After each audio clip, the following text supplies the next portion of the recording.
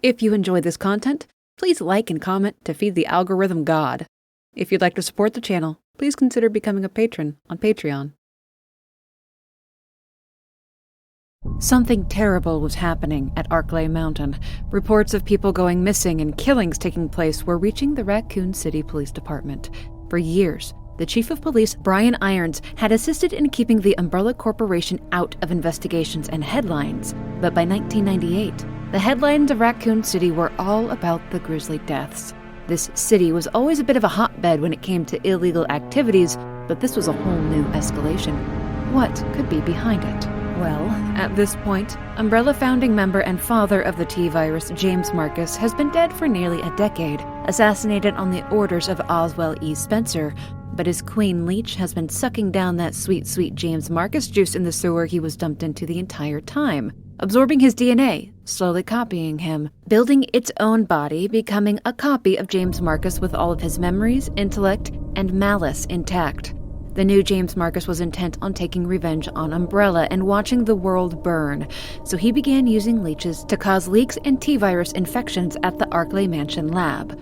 By June of 1998, infected dogs were being spotted in the Arklay Mountains. A 20-year-old woman was torn apart, which made it into the news. There were stories of animal and human attacks, and missing person reports were stacking up. Beneath Raccoon City, in the Umbrella Nest facility, research into the G-virus continued under the direction of William Birkin and his wife Annette. But the intrigue and fear of what was going on outside Raccoon City limits required a measured response. Umbrella and the Chief of Police couldn't just cover it up or pretend that it wasn't happening. It was just becoming too public. So, X-Day was plotted and schemed. Samples of the valuable T-virus assets would be retrieved and evacuated from the Arklay laboratory, and the facilities would self-destruct to ensure that all evidence and life forms in the area were wiped out. Albert Wesker would be the central figure in executing this plan, and as the order came down for preparations to be made, Wesker began to scheme his own cruel ideas. A STARS group was sent in, the Bravo team, but they were doomed from the start. The head of STARS and supposed Umbrella stooge, Albert Wesker, sabotaged their helicopter, causing it to crash in the Arklay Mountains. On the ground, the Bravo team found the wreckage of a military vehicle that was transporting a supposed criminal named Billy Cohen. Billy was the fall man for a U.S. military operation in Africa that resulted in the execution of 23 locals in a tiny remote African village. Once the murder of the locals was leaked to the press, Billy Cohen was set up as the perpetrator. In actuality, Billy Cohen was there but resisted the order, which came down from his immediate superior. The slaughter of the locals was some sick consolation prize for the outfit, kills to justify their journey and the loss of most of their group during it. The U.S. military's involvement in the area was highly criticized internationally as it was, and this group didn't want to just go back empty-handed. Billy's resistance made him the perfect fall man. The bodies of military personnel were in the wrecked van, but not Billy Cohen himself, raising suspicions that he was responsible for their murders and putting an additional objective onto the list of the STARS Bravo team: find this Billy Cohen and take him into custody. Not far off, one of the Bravo team, a young woman named Rebecca Chambers, finds a train completely stopped on the tracks. The Ecliptic Express, an Umbrella Corporation-owned transport, en route to the closed-down Umbrella Executive Training School to investigate perhaps reopening it. But now, on board, are the corpses of Umbrella personnel and shambling victims of the T-virus. In another move against Umbrella, the new James Marcus attacked the train with his infectious leeches. All were killed or infected, and the Bravo team is at risk for the same happening to them. But Billy Cohen is here as well. And at least for now, the Bravo team member Rebecca Chambers and Billy Cohen will work together just to make it through this ordeal. The Bravo team is slowly torn apart one by one, leaving Rebecca and Billy to fight for survival together. Albert Wesker, once again in the company of his old chum, William Birkin, dispatches another STARS unit to the Ecliptic Express, the Delta team, and keeps close tabs on their progress. The Delta team gets the train moving once again towards the Umbrella Executive Training School and scout the train for Wesker, relaying information as they go. Wesker and Birkin have no intention of letting the Delta team survive the train ride. No witnesses. No one makes it out. Wesker remotely increases the speed of the train, ensuring that it will either derail or crash at the Umbrella training facility. And to make matters worse, the leeches of James Marcus consume the Delta team before Rebecca Chambers can make contact with them. The train is slowed enough to make the crash into the training facility survivable. The Bravo team leader, Enrico Marini, managed to make it here on his own, and he points Rebecca towards the direction of Oswell Spencer's Arklay mansion. The two Umbrella facilities are connected via an underground tunnel for discreet transport. Enrico begrudgingly leaves her here at the training facility to track down the MIA Billy Cohen, and moves on himself to continue investigating what has been happening in these mountains. The ghouls and ghosties and long-legged beasties that go bump in the night at the Arklay mountain range are playthings compared to the brute that Rebecca meets in the facility. It is designated T-001, the Proto-Tyrant, the first of its kind, an empowered bioorganic weapon. It's lumbering, violent, and stupid. Uncontrollable, a failure, and now a health hazard. The best option in handling the Proto-Tyrant is truly to flee. Reunited and deep within the training facility, Billy Cohen and Rebecca Chambers make contact with the Queen Leech clone of James Marcus, who is truly all too happy to monologue his plans for revenge and domination, and to take the sickly form of a monstrous weapon to kill the two. Billy and Rebecca manage to destroy the Queen Leech of James Marcus and make it out of the training facility before Wesker detonates the self-destruct, taking with it all clues and evidence of what took place here and killing the Proto-Tyrant. Rebecca chooses to believe in Billy Cohen's innocence and decides to release him and officially report him as deceased in her mission. She will continue to the mansion of Oswell E. Spencer alone to search out survivors of any remaining STARS teams. With Albert Wesker now in the lead, another STARS team was assembled, the Alpha Team. They would travel through the mountains via the air, search out the missing Bravo team, and investigate their findings. This absolutely could not be allowed, of course, so the final stage of the contingency plan called X-Day began. X-Day was an order to scrub the Arklay Mountains of incriminating evidence in regards to what was taking place there. And what had happened at the Umbrella Executive Training Facility the night before was absolutely proof that the main Arklay mansion needed to be destroyed. Samples were to be collected of the T-virus and the mansion's self-destruct sequence activated, eliminating all STARS members, Umbrella's staff on site, and bioorganic weapons loose on the grounds. And though the loss of this facility would be unfortunate for Umbrella, there was a silver lining. They would be able to obtain combat data on how trained soldiers fared against their current bioorganic weapons. So, some good could be salvaged from all of this. Good for Umbrella. Extremely unfortunate for the STARS members, though. Before the Alpha Team disembarked for their mission, William Birkin injected Albert Wesker with a version of the T-virus that would give him greater chances at survival. Should something happen to Wesker that could end his life, the T-virus might be enough to strengthen and heal him, so that he could make it through the mission. Wesker also threatened a member of the STARS Alpha Team named Barry Burton, specifically his family. He commanded Barry to assist him in getting rid of evidence in the mansion, or he would see that his entire family was killed. Barry felt that he had no option but to agree. And just like the Bravo team, things went to hell for the Alpha Team almost as soon as they were on the ground. One of their team was attacked and consumed by infected hounds, sending the team fleeing into the Arklay mansion. Now, this place was designed by George Trevor to be full of puzzles and traps, perhaps not meant to be used as lethally as they eventually were, but this isn't a place where the STARS members can just frolic about. And now, it's also occupied by infected Umbrella personnel that are just jonesing for some human rump roast. Jill Valentine, Chris Redfield, Barry Burton, and the Bravo team survivors, Rebecca Chambers and Enrico Marini, will have to push their way through the mansion just to discover what on earth took place here, and then find a way out. Not knowing that their own leader, Albert Wesker, has no intention of letting any of that happen, at least not if he can interfere. Most of what took place here comes from the point of view of one Jill Valentine. The STARS soldier was able to solve the mysteries of the mansion with minor interventions from the blackmailed Barry Burton, who truly did not wish harm upon Miss Valentine, but did eventually take actions that put her at risk. He had to impede her progress and destroy evidence alongside Albert Wesker. the Bravo team leader, Enrico Marini, discovered that someone within STARS was a turncoat, a traitor working for Umbrella. But before he could tell Jill Valentine all he knew of the situation, Albert Wesker murdered him. Ms. Valentine even found the adult Lisa Trevor, the first of the Umbrella experiments and host of the G-Virus, and while not able to defeat the poor Lisa Trevor, the STARS team was at least able to remove her from their path forward. Over the course of the night, glimpses of the truth as to what Umbrella has done here were made known.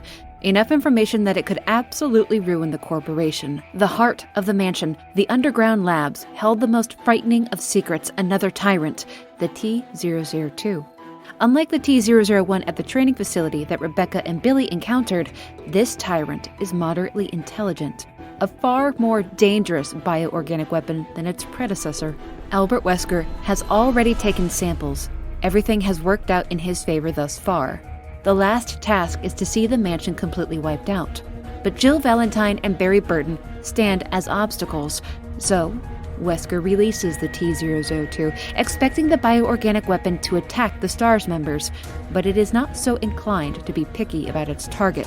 Wesker should be thankful for his T-virus injection from William Birkin.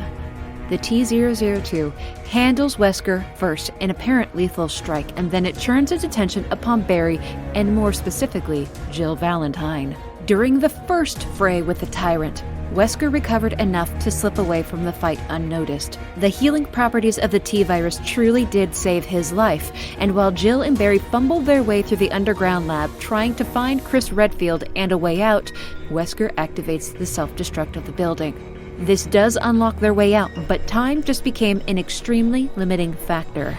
They could just leave Chris Redfield behind, but he might be important to the story later, so probably best to save him, right? The trio finally make it topside to an area that their helicopter pilot can receive them. The T-002 rears his ugly head and naked booty once more before the STARS team can be lifted out, intent on killing everything that it comes across. It takes a direct hit from a rocket launcher to stop the weapon, at least long enough for the STARS team to evacuate. That horrible mansion and everything still within is destroyed. All personnel, infected or not, Lisa Trevor, the tyrant, data and records, samples, all of it gone. The survivors of this night, Jill Valentine, Barry Burton, Rebecca Chambers, Chris Redfield, and Brad Vickers, will rarely know a moment of peace in whatever remains of their lives. They were not intended to make it through this night, and their continued existence is a complication to Umbrella's cover-up. After the mansion incident, within a few days actually, at the end of the month of July, another T-virus infection event got underway beneath Raccoon City in the Umbrella facility called The Nest, which was headed by the once friend of Albert Wesker, William Birkin. You see, for a while, William Birkin had been making some odd choices in regards to the safety measures of his research. On-site staff were given antivirals to protect them from the T-virus, but Birkin began performing his experiments at such a rate that the waste processing plant near the nest couldn't keep up with the demand. It was a special process to completely get rid of the infected bodies. The T-virus began to mutate within the corpses, making the antivirals useless. And then staff began to show signs of slow onset infection, and while this wasn't an immediate outbreak, it turned Raccoon City into an outbreak time bomb. After his betrayal, Albert Wesker began working with a group simply called the Organization. While not an employee per se, but rather an associate of the mysterious group, their intel and resources would provide Wesker with everything he needed to track down locations of various progenitor virus experiments taking place around the world. His T-virus infection would make him more than human, yes, but it wasn't the apparent godhood that he so craved. He didn't have the right formula that would pave the way for a true human evolutionary event. As time went on, the T-virus would become more difficult for his body to adapt to, more unstable. He would eventually require booster shots to keep it under control, to keep him from turning into something monstrous. In August of 1998, the STARS team was completely disbanded by Police Chief Brian Irons, that stooge for Umbrella. Brian Irons was under immense pressure from William Birkin to cover up the sporadic infections happening due to water and soil contamination from the overrunning waste processing plant. And Umbrella was breathing down his neck to cover up any investigations into what happened in the Arklay Mountains. No one believed the claims of Jill, Chris, and Barry about what happened there, but even with the Stars disbanded, the team did not give up on their search for answers. Chris Redfield departed for Europe to explore leads into Umbrella facilities there. Barry Burton got his family moved to Canada so that he could pursue leads without fearing for their safety. And Jill Valentine remained in Raccoon City to investigate Umbrella and rumors of a facility beneath the city. Speaking of which, like we discussed before, studies into the G virus continued beneath the city in the Nest, overseen by William Birkin and his wife Annette. In the aftermath of the mansion incident, William made strides in his research with the G virus, nearly finalizing his work, and made an interesting choice regarding his research. He decided that rather than turn the G virus over to Umbrella, he would instead sell it to the U.S. military. And the U.S. military was all too willing to accept his offer. Umbrella had for years received funding from the U.S. military on their bioweapons projects. They knew what Umbrella was developing. They knew it violated international law regarding the development of biological weapons.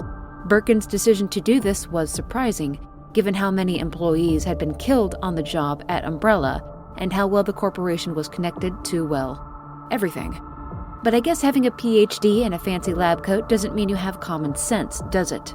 Into the month of September, T-virus infections continued to occur within Raccoon City. Hospitals and clinics were at capacity or had to turn sick people away.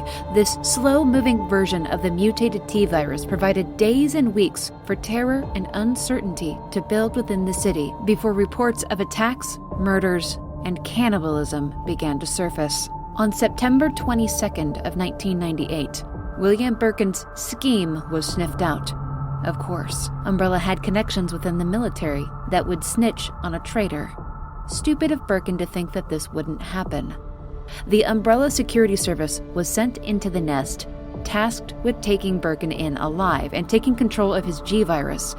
Birkin put samples of the T and G virus into a case and made his move to leave the Nest, only to be confronted by the Umbrella Security Service. Birkin was gunned down and the samples retrieved, but the USS team didn't search him before departing or ensure that he was actually dead. William Birkin kept a dose of the G virus on himself as a backup plan should things go wrong. Enraged by his plan being ruined and that he was cast aside, William Birkin injected himself with the G virus, to the absolute horror of his wife Annette. William Birkin's change was rapid. He became a towering, nigh unstoppable infected monstrosity, and he chased down the USS team. In the mayhem of his attack, the case holding the virus sample opened, and a vial of pure T-virus spilled out. A couple little rats started slurping up that sweet virus juice. I bet it tasted like cherry. And can you guess what happened next? Or I suppose the better question would be, can you guess how long it took? The infection spread amongst the rats in the city, causing them to mutate and bloat and spread it rapidly in their nests. The rat waste and corpses got into the Raccoon City water supply, and within 5 days, Raccoon City fell into complete, all-consuming infection. Jill Valentine was haunted by nightmares of the T-virus. She coped as best as she could with the memories of Arklay Mansion, threw herself into her investigation and her research. She was a woman of iron who refused to give up. And when sickness began to fall upon the city, she didn't flee. She continued her search. There's no way that Jill could have known what was coming for her. How could she? How could anyone know that Umbrella dropped multiple Tyrant 103 series bioweapons in the city? This is the Nemesis Tyrant, a highly aggressive T-103 with a Nemesis Alpha parasite embedded into it. Its sole mission is to hunt and kill any former STARS members still within the city, to ensure that they do not make it out alive. And the only two in the city are Jill Valentine and the pilot, Brad Vickers. Brad doesn't make it very far. He's infected during their escape attempt, leaving Jill Valentine the only target of this bioweapon.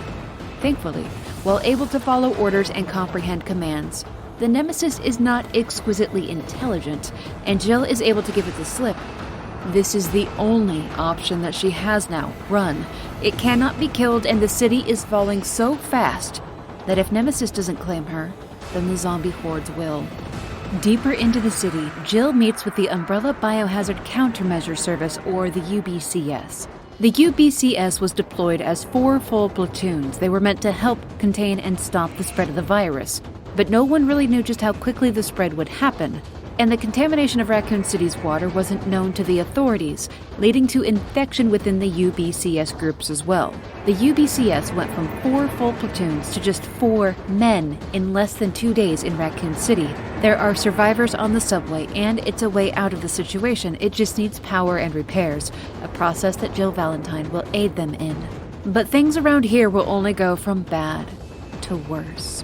While these men are not its targets, the Nemesis will absolutely tear them apart to reach Jill Valentine. To flee the area, the UBCS soldiers need time to get the subway system going again, so Jill will act as bait to lure the Nemesis away from the UBCS soldiers so that they can prepare the subway. Looping about and returning here is her ultimate goal, which takes her through a disgusting, infested sewer, all the way up to the surface of a construction zone where the Nemesis itself intercepts her for a grand chase up a building into a spectacle of flame and violence at the rooftop.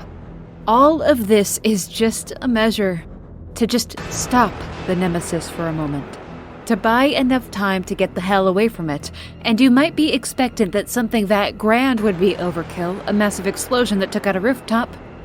But no, not by a long shot. These weapons are nigh unkillable, extremely destructive forces, and after all these decades of research and experimentation, Umbrella has cracked some sort of code with the tyrants. Get used to it. That's what's going on in the city right now. This is the gift that Umbrella will give to the world. The pursuit will continue all across this district of Raccoon City. The entirety of this has just been giving the UBCS a fighting chance to get the damn subway system active, which, thank God, they actually got it done in time. 2 of its members, Carlos and Tyrell, have new orders to track down the vaccine research of a man named Nathaniel Bard, which will first take them to the Raccoon City Police Department to search out leads. But the subway's departure was just a little bit too late. The Nemesis is here. It attacks the subway, something most fortuitous for one of the UBCS members, Nikolai Zinoviev, a two-faced jackal who's working alongside Umbrella and one of its unnamed competitors to make as much money off the situation as possible. He locks his commander and Jill Valentine out of a retreat to be torn apart by the Nemesis. The captain of this platoon, an older man named Mikhail Victor, is having none of this, though. In the grips of the Nemesis, the man detonates enough C4 to knock the Nemesis off the train, cause a huge wreck, and give Jill Valentine enough time to put space between herself and the encroaching beast. UBCS members Carlos and Tyrell were moderately successful in tracking down information on Nathaniel Bard and his vaccine research in the Raccoon City Police Department. But upon hearing of the train's derailment from Jill Valentine, the man named Carlos departs from Tyrell to assist her within the city. Very noble, except Carlos won't be able to help Jill in time, at least not with this. The Nemesis is evolving over the night to become what it needs in order to complete its mission. It's almost completely lost all human semblance and is a rampaging beast in this new arena. While Jill is able to deliver it grievous harm, there's no shielding from what the Nemesis can do now. It infects Jill with a strain of the T-virus. While the infection is immediate, the effects are delayed. She won't change immediately, but Jill is extremely ill, and it's only a matter of time before she too becomes a shambling horror. The UBCS soldier Carlos finds her and takes her to the Spencer Memorial Hospital, where the man Nathaniel Bard was working in an Umbrella-funded lab to create an antivirus treatment and a vaccine. There is one single dose available, which Bard was trying to use as a ticket out of the city once the T-virus was loose. Seems there's a number of U.S. senators that were well aware of what was taking place in the city, and I wonder if there will be any consequences for them. Oh, sorry. It's funny, isn't it? Carlos is able to track down the dose and discover the truth of what Umbrella had done in the city, and their intention to cover their tracks, destroy the city and the cure along with it. He delivers this single cure to Jill Valentine, and remarkably, it is the real deal. An emergency broadcast begins to play all around Raccoon City. A notice that on October 1st, in about 3 days' time, the city will be bombed into oblivion. All people still capable have until then to evacuate the city. Carlos and Tyrell will stand guard over the area, search for more of the vaccine, try to stall for time with the U.S. military, and wait for Jill to awaken so that she might leave the city with them. Meanwhile, not so far away on that same night of September 29th, a rookie cop named Leon Kennedy is en route to Raccoon City, anxiously anticipating his first day as a cop with the RCPD. Though he was told to stay away from the city, the young man has taken the initiative to not do that. Beyond the city limits, the naive young man encounters the T-virus infection at a gas station. It's already traveling beyond the city center, and blockades haven't yet been set up to handle the situation. Here he finds another of the Redfield family, Claire, the younger sister of Chris Redfield. Claire is searching for her brother Chris. With certain trouble awaiting them in the city, the two decide to travel the final stretch of road together to search out the Raccoon City Police Department for help. But do you feel that? The city, it's so quiet. Something is quite amiss. It's very apparent that something terrible has happened here. The roads are empty save abandoned vehicles, and the radio is broadcasting a troubling message to residents on where to seek shelter from the mayhem. But for Leon and Claire, this is really just the quiet before the storm. The T-virus has spread like wildfire, and thanks to the manic driving of a dying trucker, there are no longer any viable escape routes for Leon and Claire, who are separated during the chaos. The bulk of this tale will be relayed through the experiences of our young Leon Kennedy, who successfully makes his way to the RCPD, only to find the building menacingly quiet. This is where survivors were supposed to gather, where the police force made its stand. But it's so quiet. Leon's path forward comes from the notes of Elliot Edward, an officer killed in the police station during the outbreak, and an infected officer named Marvin, who will selflessly do everything he can before he dies to get the young Leon through the police station to an exit beyond the parking garage. The police station wings are inhabited by infected civilians and officers who couldn't stave off the virus. The whole thing is a tragic mess of terrible circumstances. It takes a few hours, but Leon is eventually able to make his way through the station and open up the passage that will lead him through the parking garage. But beneath the building, Leon meets a G-virus infected William Birkin, who is still actively undergoing G-virus evolutions. Birkin being out of the nest and so close to the surface is bad news. Though Leon could have no way of knowing the implications of a G-virus weapon running amok on the surface. Leon is barely able to send him back to a lower level, leave the underground, and reach the parking garage where he meets one Ms. Ada Wong. Ada Wong is a contracted mercenary of sorts, currently working alongside Albert Wesker and the mysterious organization that has a vested interest in Umbrella's research. Ada Wong is a mystery, but she'll do anything and everything to complete her missions, even if it involves using and manipulating poor, naive souls like Leon Kennedy. Ada Wong tells Leon that she's with the FBI, and he buys it, then just sorta tells him to buzz off, for now. In the jail section, attached to the lockdown garage, a journalist is being held, Ben Bertolucci. Ben was investigating the Arklay Mountain murders, the Birkins, and Umbrella, which led him to the police chief. And when Brian Irons found out that Ben was investigating him, he had him arrested and locked up. His imprisonment actually helped keep him safe from the outbreak. Ben promises Leon that if he can get his prison door open, he'll help him get out of the lockdown parking garage. He has a key. Leon doesn't. They need each other. But before the two can even reach an agreement, well.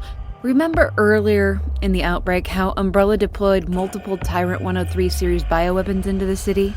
We met Nemesis, and now another lurks nearby. To get the cell door open and to get the damned parking garage pass takes our Leon back into the police department to get the power back on. But while traipsing about this seeming labyrinth of a building, Leon meets his own tyrant buddy, the T-00. Community code name, Mr. Fedora. The T-00 is a far more deliberate and calm counterpart to the Nemesis Tyrant, but equally as lethal. It's here to retrieve a G-Virus sample and eliminate all survivors it encounters in the process. William Birkin was recently beneath the station, and it just so happens that another sample is nearby. And if this is known to Umbrella, then the police station is the perfect place to begin searching for a sample. Leon completes his garage keycard retrieval process, with the T-00 bearing down on him the whole time, hunting him through the station. Ada Wong is able to temporarily stop the tyrant with a van and a small bomb, but as we know, such measures are short-lived successes. With this small victory, Ada Wong and Leon Kennedy depart the station and agree to work together, or rather, Ada Wong seamlessly manipulates Leon Kennedy into providing her assistance. They trek across the quiet back streets together towards an entrance into the nest. Not too far behind is Claire Redfield. She too has made it through the police station into the underground, and there she finds a little Sherry Birkin, the daughter of William and Annette Birkin. And this girl has been terrorized by the night, unable to find her parents, and her father is nearby. Claire gets her turn at combating the infected Birkin and takes custody of little Sherry once the coast is clear. Unfortunately, Police Chief Brian Irons is in the vacant parking garage. Once he was made aware of the T-Virus being loose in the city, the police chief completely lost touch with reality. He became violent, and his orders became nonsensical. You see, little Sherry has a special locket that her mother gave her on her birthday, and hidden within that locket is a sample of the G-Virus. Brian Irons wants that locket to guarantee his way out of the city with Umbrella. In his struggle with little Sherry, the pendant fell from her neck, and when Brian Irons realized this, he demanded that Claire Redfield bring it to him at the Raccoon City orphanage. What she finds upon arrival is that Papa William Birkin found a way into the orphanage and infected the rotten police chief with the G-Virus. Sherry and Claire are able to reunite underground, beneath the orphanage where even more nest tunnels lie. But the T-00 is now in pursuit of the G-Virus sample that little Sherry possesses. It's pure weird fortune that William Birkin, in all his rage and mindlessness, targets the T-00, ripping an entire section out of it and stopping it for now.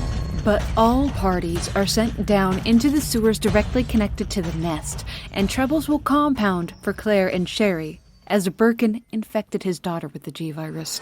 Annette Birkin comes into contact with her daughter but refuses to stop her work to aid the little girl. The lives of millions are at stake, and her husband is still loose. Her lab is nearby. Claire can take her there, but that's all that she can do for her daughter. Annette sorrowfully bids Sherry goodbye and moves on with her work. In Annette's lab, Claire finds messages pertaining to an antiviral that can cure the girl. In her mother's stead, Claire pushes through the nest to find what is needed to save Sherry's life and to solve the mysteries of what happened in this place. Leon and Ada Wong also encounter the distraught Annette Birkin.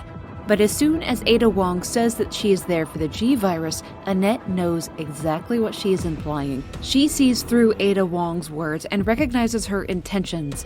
Ada is there to take the G-Virus out of the nest with her, to deliver it to the hands of God knows who. And Annette refuses to allow that to happen. It all has to be destroyed.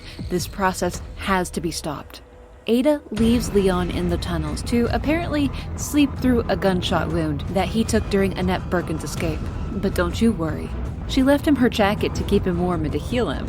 Ada pursues the doctor, but Annette is really not messing around when it comes to one human life versus stopping this virus. She puts a harsh stop to Ada Wong's pursuit, and she's lucky that's all she did.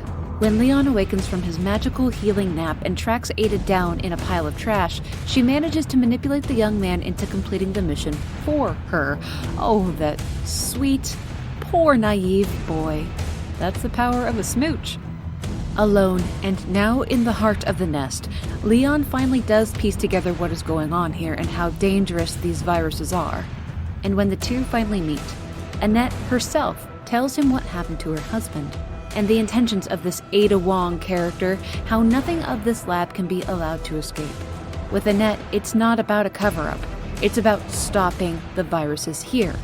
William Birkin has become a monstrosity on par with the tyrants hunting through the city, and deals a serious, crushing wound to Annette as soon as it's within reach. Leon and Birkin fight it out in the nest in a grand, wild, over-the-top fight befitting something as monstrous and foreboding as the G-Virus, but in the end, it is Leon who wins, at least for now.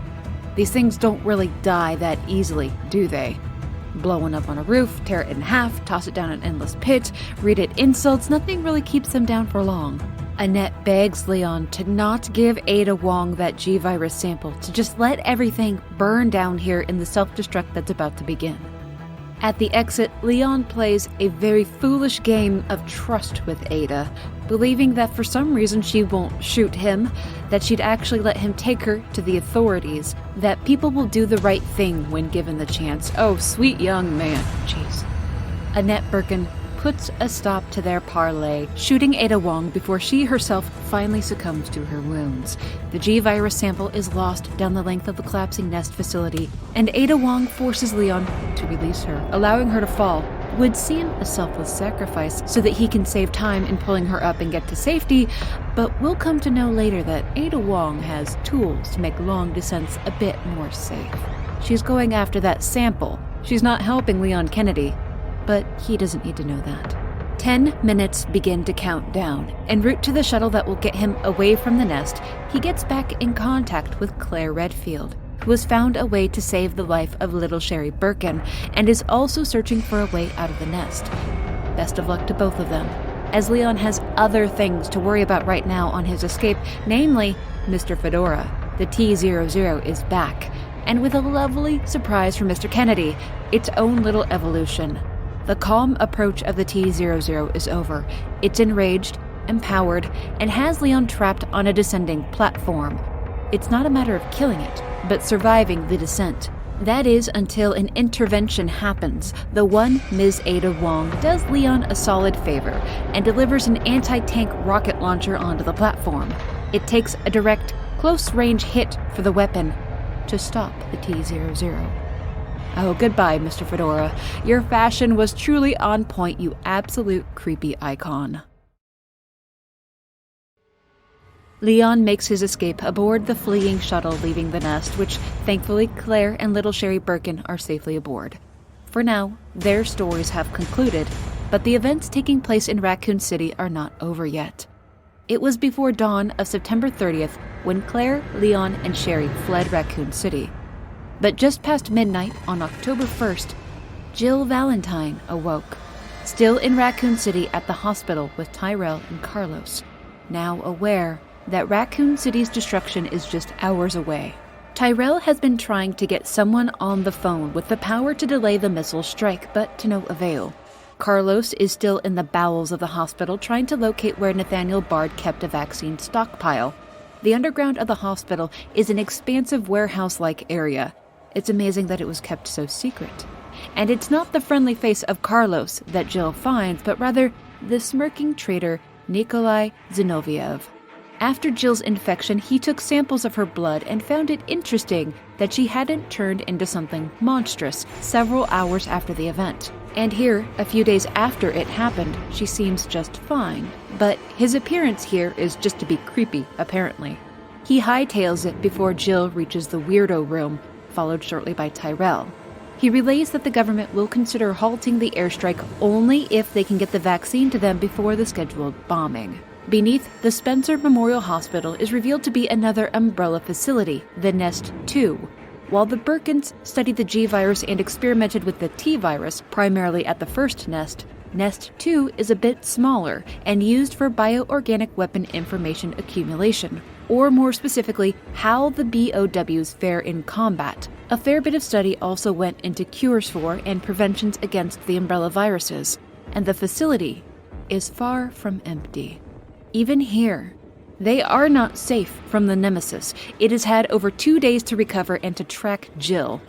Tyrell is lost in the struggle, but Jill is once again able to flee from the tyrant into the Nest 2, which is full of various tyrant models and T-virus experiments.